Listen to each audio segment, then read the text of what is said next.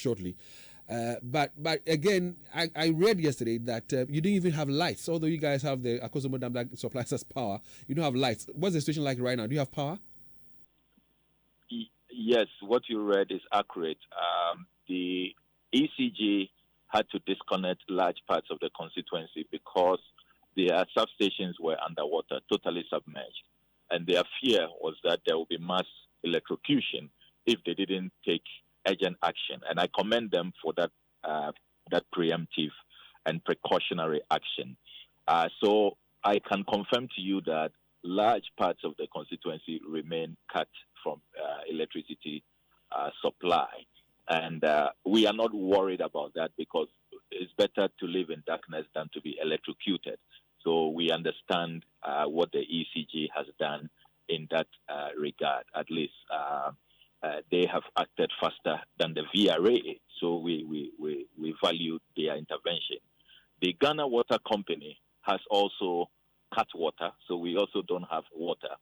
And what the Ghana Water has explained is that their substations have been submerged, and they also don't have electricity. Remember, they need electricity to pump the water. So once electricity is cut, they would also not be able to supply water.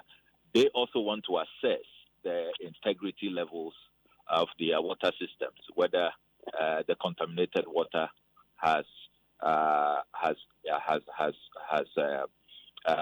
gone to contaminate their own water reservoirs. So again, that is a precautionary measure which we appreciate. So what we are doing now is to bring in tankers. We are also receiving a lot of donations. Yesterday, Voltic was with us, and I want to commend them. They are offering us 7,000 bags of sachet water, and that will go a long way to help my people survive, whilst the Ghana Water Company Limited assesses the integrity of their water systems and whether they can begin to restore water to us. So, yes, you are right. No electricity, no water in many, many parts of my constituency. And you can just imagine this is a nightmare. And that is why we have been appealing for the declaration of a state of emergency, because all the tenets, all the qualities, all the characteristics of an emergency situation is rife, is so apparent, is so palpable. As ranking member on the Foreign Affairs Committee, I can confirm to you that when I have reached out to our international partners, all of them have said that we will really appreciate it if your government will announce a state of emergency. If they declare a state of emergency, then it triggers our governments back home to rush in with support, with humanitarian assistance. And I really do not understand why the government is not doing that.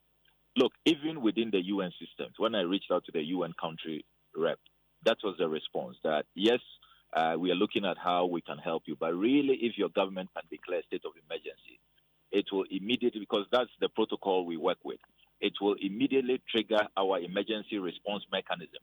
And then we can move in with the much needed assistance. So, I mean, for a country which is struggling economically, which is under an IMF bailout, and you have all of these arrears in the system. We know everybody is owed. We know you owe contractors, you owe school feeding caterers, you owe pensioner bondholders, you are doing debt restructuring, you are asking people to take financial haircuts.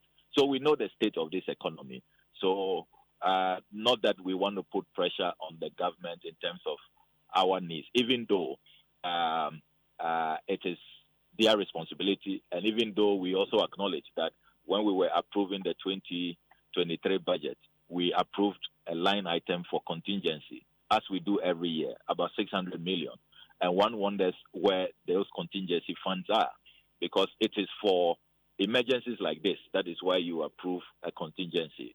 It's not for National Cathedral, as they were doing the last time, and we had to stop them from abusing the contingency fund. So, keep pushing. I am concerned that this declaration of a state of emergency is delaying, because looking at the state of this economy, it will really have been helpful with that declaration.